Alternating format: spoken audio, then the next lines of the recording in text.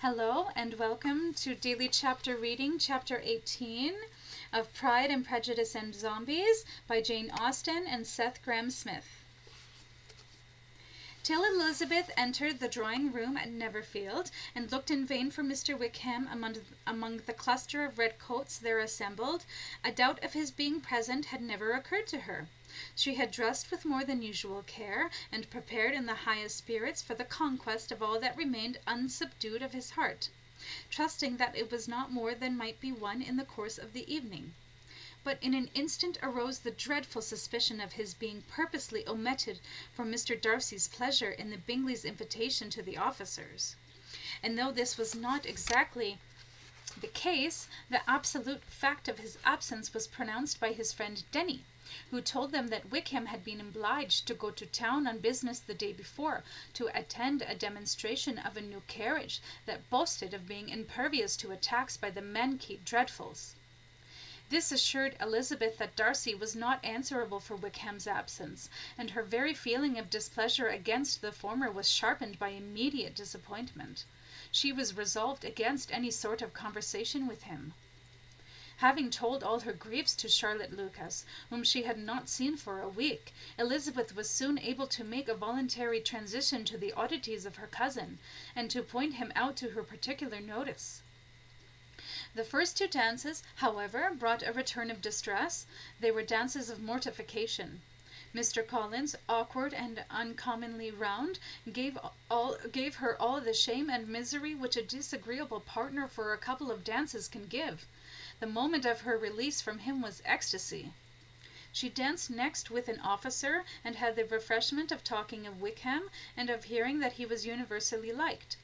When those dances were over, she returned to Charlotte Lucas, and was in conversation with her, when she found herself suddenly addressed by Mr. Darcy, who took her so much by surprise in his application for her hand, that without knowing what she did, she accepted him.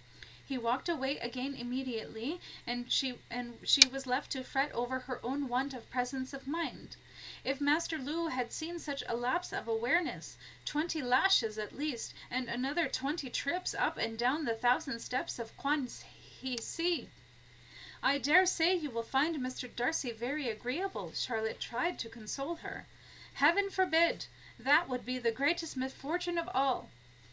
When the dancing recommenced, however, and Darcy approached to claim her hand, Charlotte could not help cautioning her in a whisper not to be a simpleton and allow her fancy for Wickham to make her appear unpleasant in the eyes of a man 10 times his consequence. Elizabeth made no answer, and took her place in the set.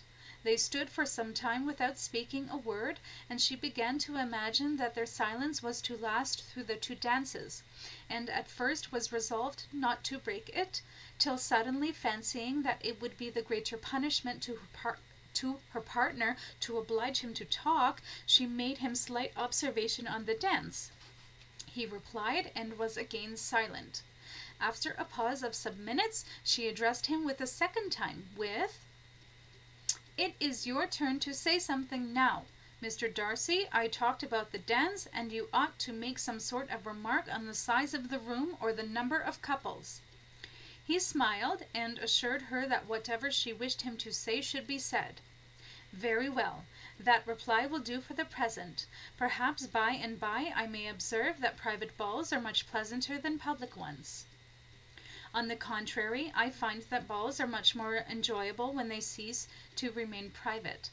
Elizabeth could not help but blush, but she was determined that her face betray not the slightest hint of amusement. Instead, she added archly, "I have always seen a great similarity in the turn of our minds. We are each of an unsocial, taciturn disposition, unwilling to speak, unless we expect to say something that will amaze the whole room, or be regarded as uncommonly clever. This is no very striking resemblance of your own character, I am sure," said he. "How near it may be to mine, I cannot pretend to say. You think it a faithful portrait undoubtedly. I must not decide on my own performance." He made no answer, and they were again silent till they had gone down the dance, when he asked her if she and her sisters did not very often meet with zombies on their walks to Meryton. She answered in the affirmative, and, unable to resist the temptation, added, "When you met us there the other day, we had just been forming a new acquaintance." The effect was immediate. A deeper shade of hauteur overspread his features, but he said not a word, and Elizabeth, though blaming herself for her own weakness, could not go on. At length Darcy spoke, and in a constrained manner said, "Mr. Wickham is blessed with such happy manners as may ensure his making friends. Whether he may be equally capable of retaining them is less certain." "He has been so lucky as to lose your friendship," replied Elizabeth with emphasis, "and his ability to walk for a 12-month I understand." "He has been so unlucky as to lose your friendship," replied Elizabeth with emphasis, "and his ability to walk for a 12-month I understand." Darcy made no answer, and seemed desirous of changing the subject. At that moment Sir William Lucas appeared close to them, meaning to pass through the set to the other side of the room. But on perceiving Mr. Darcy, he stopped with a bow of superior courtesy to compliment him on his dancing and his partner. "I have been most highly gratified indeed, my dear sir. Such very superior dancing is not often seen. It is evident that you belong to the first circles. Allow me to say, however, that your fair partner does not disgrace you, for she is as ferocious as she is fetching. I must hope to have this pleasure often repeated, especially when a certain desirable event, my dear Eliza," glancing at her sister and Bingley, "shall take place. What congratulations will then flow in! But let me not interrupt you, sir. You will not thank me for detaining you from bewitching young lady. Oh, to think of the ways her many skills could be put to amorous employ!" Darcy directed his eyes with a very serious expression toward Bingley and Jane, who were dancing together. Recovering himself, however, he turned to his partner and said, "Sir William's interruptions has made me forget what we were talking of." "I do not think we were speaking at all. Sir William could not have interrupted two people in the room who had less to say for themselves. We have tried 2 or 3 subjects already without success, and what we are to talk of next I cannot imagine." "What think of you Orientals?" said he, smiling. "Orientals? Oh, no, I am sure we never met the same, or had the same feelings toward them. But if that be the case, we may compare our different opinions. I think them strange a lot, both in appearance and custom, though having studied solely in Japan, I admit that the opinion may be incomplete. I should be most interested to hear of your time in the company of Chinamen." "No, I cannot talk of Orientals in a ballroom. My head is always full of something else." "The present always occupies you in such scenes, does it?" "Yes, always," she replied, without knowing what she said, for her thoughts had wandered far from the subject, to the pain of Master Lou's glowing brand searing her flesh, to sparring matches with her sisters atop a beam no wider than her words, as pikes waited to punish an ill-placed foot below. Her mind returning to the present, she suddenly exclaimed, "I remember hearing you once say, Mr. Darcy, that you hardly ever forgave, that your resentment once created was unappeasable. You are very cautious, I suppose, as to its being created." "I am," said he, with a firm voice. "And never allow yourself to be blinded by prejudice?" "I hope not." "It is particularly incumbent on those who never change their opinion to be secure of judging properly at first." "May I ask to what these questions tend?" "Merely to the illustration of your character," said she, endeavoring to shake off her gravity. "I am trying to make it out." "And what is your success?" She shook her head. "I do not get on at all. I hear such different accounts of you as puzzle me exceedingly." "I can readily believe," answered he gravely, "that reports may vary greatly with respect to me. And I could wish, Miss Bennet, that you were not to sketch my character at the present moment. But if I do not take your likeness now, I may never have another opportunity."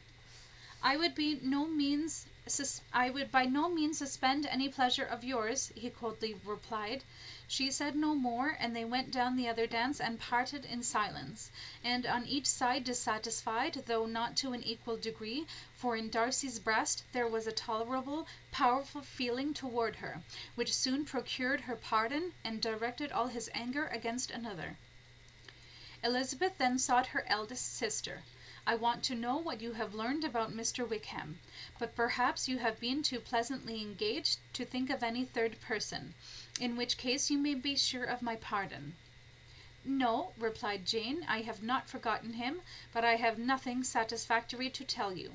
Mr. Bingley does not know the whole of his history, and is quite ignorant of the circumstances which have principally offended Mr. Darcy, but he will vouch for the good conduct, the probity and honour of his friend. I am sorry to say by his account Mr. Wickham is by no means a respectable young man. Mr. Bingley does not know Mr. Wickham himself? No, he never saw him till the other morning at Meryton. I have not a doubt of Mr. Bingley's sincerity, said Elizabeth warmly, but you must excuse my not being convinced by assurances only. Mr. Bingley's defence of his friend was a very able one, but since he is unacquainted with several parts of the story, I shall venture to still think of both gentlemen as I did before. She then changed the discourse to one more gratifying to each. Elizabeth listened with delight to the happy, though modest hopes which Jane entertained of Mr. Bingley's regard, and said all in her power to heighten her confidence in it. On their being joined by Mr. Bingley himself, Elizabeth withdrew to Miss Lucas, to whose inquiry after the pleasantness of Darcy she had scarcely replied, before her fat cousin Mr. Collins came up to them, and told her with great exultation that she had just been so fortunate as to make a most important discovery. "Ah! May I suppose, then, that you have discovered the location of the buffet?" said Elizabeth rudely. "No, I have found out," said he, "by a singular accident, that there is now in the room a near relation of my patroness. I happened to overhear the gentleman himself mentioning to the young lady who does the honours of the house the names of his cousin Miss de Bourgh, and of her mother, Lady Catherine. How wonderfully these sorts of things occur! Who would have thought of my meeting with, perhaps, a nephew of Lady Catherine de Bourgh in this assembly? I am most thankful that the discovery is made in time for me to pay my respects to him, which I am now going to do." "You are not going to introduce yourself to Mr. Darcy?" "Indeed I am. I shall entreat his pardon for not having done it earlier. I believe him to be Lady Catherine's nephew." Elizabeth tried hard to dissuade him from such a scheme, assuring him that Mr. Darcy would consider his addressing him without introduction as an impertinent freedom, rather than a compliment to his aunt,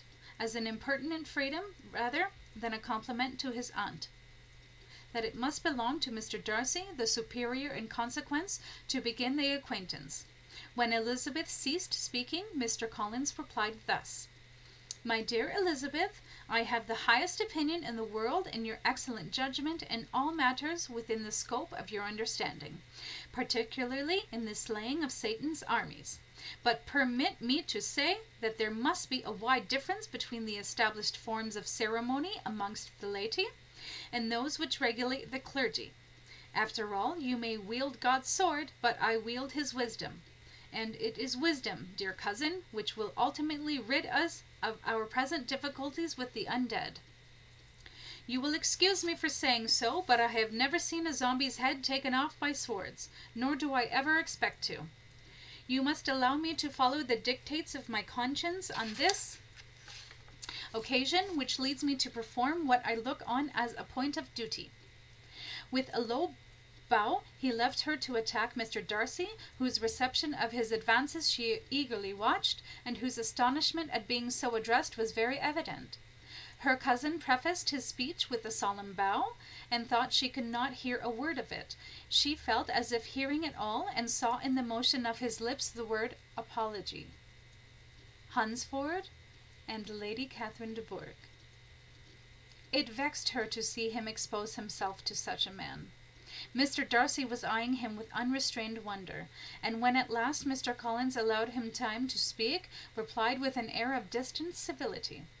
Mr. Collins, however, was not discouraged from speaking again, and Mr. Darcy's contempt seemed abundantly increasing with the length of his second speech, and at the end of it he only made him a slight bow and moved another way.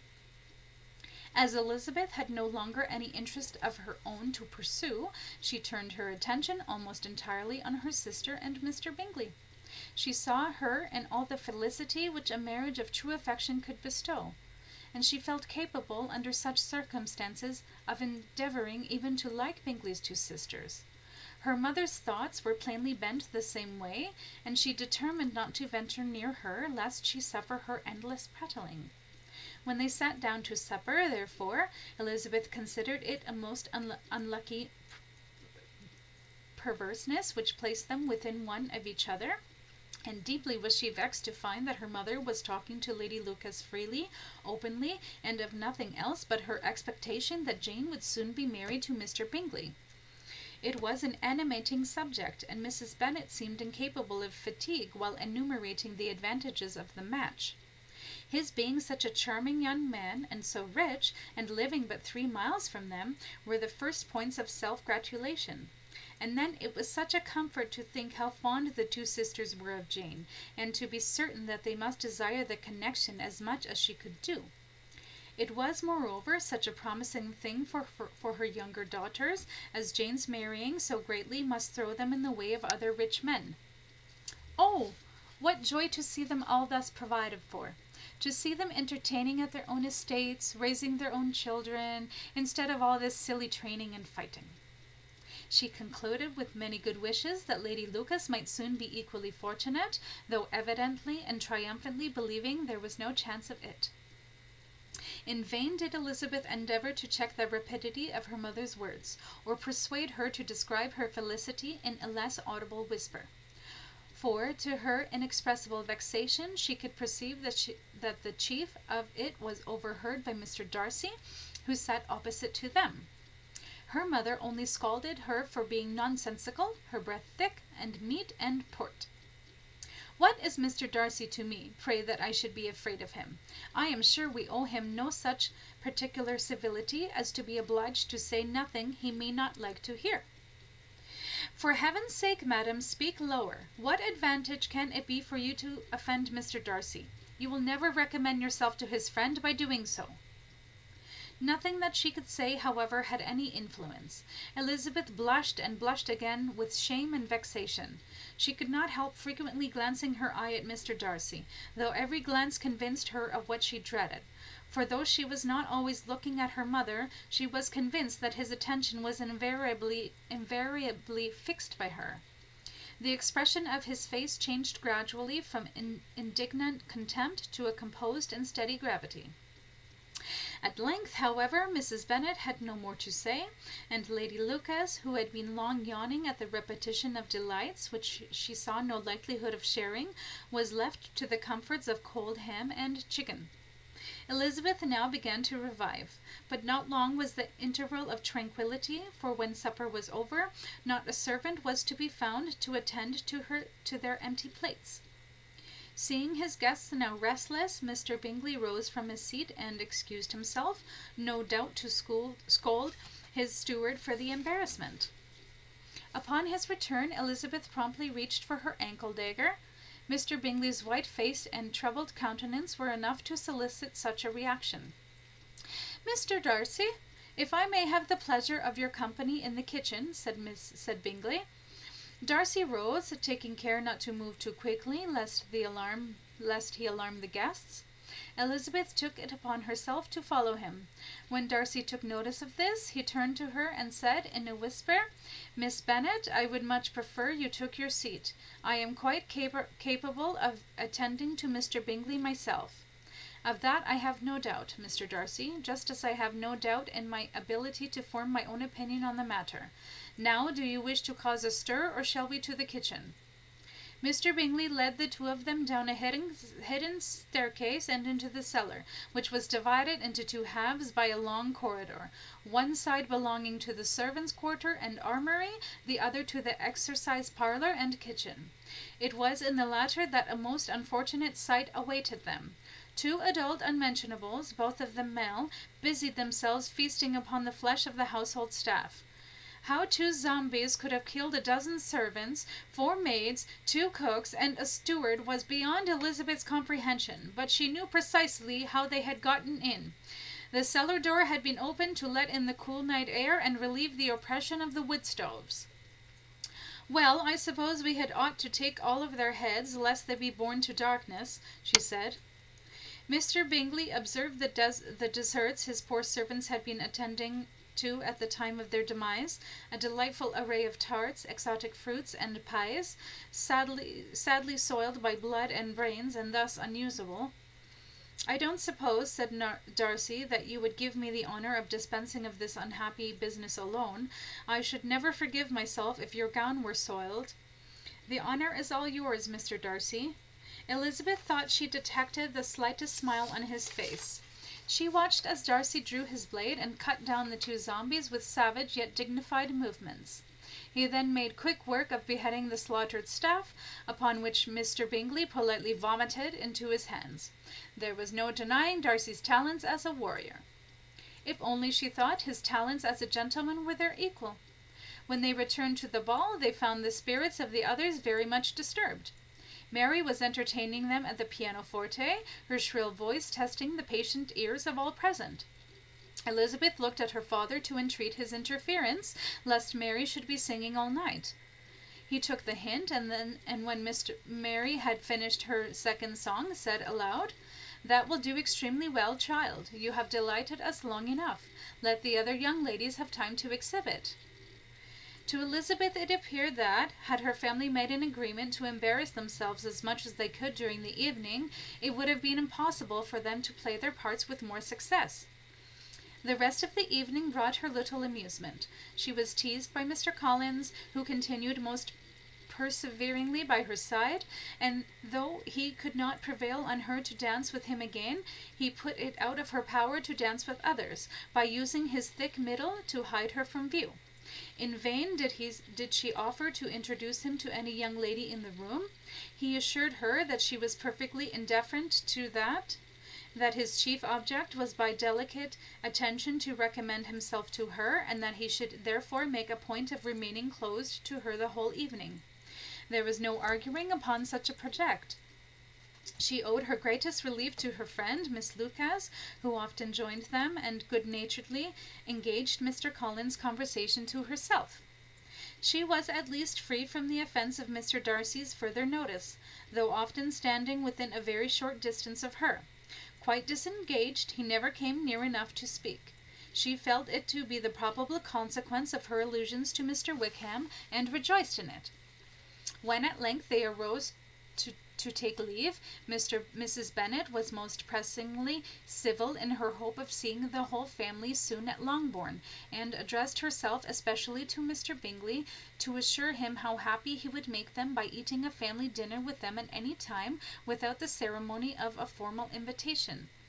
Bingley was all grateful pleasure, and he readily engaged for taking the earliest opportunity of waiting on her after his return from London, whither he was obliged to go the next day for a meeting at the Society of Gentlemen for a peaceful solution to our present difficulties, of which he was a member and patron. Mrs. Bennet was perfectly satisfied, and quit the house under the delightful persuasion that she should see her daughter settled at Netherfield, her weapons retired forever, in the course of 3 or 4 months.